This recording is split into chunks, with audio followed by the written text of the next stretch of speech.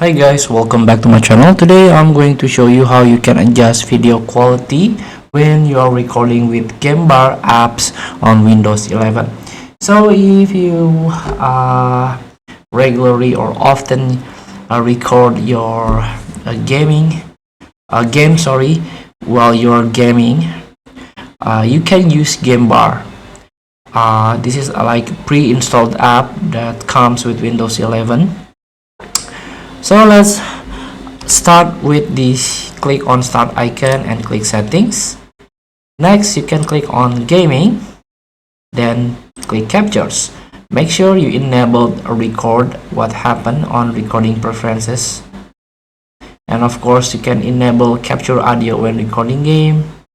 And here we go. Video quality. Recording higher quality video might affect the quality of your game. Pay attention about this.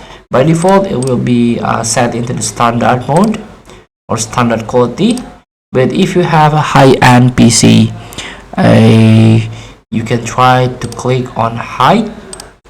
So the video output, the video result, the quality will be higher than the standard one, of course, like HD or high resolution video that come out from result of your record with the Gambar.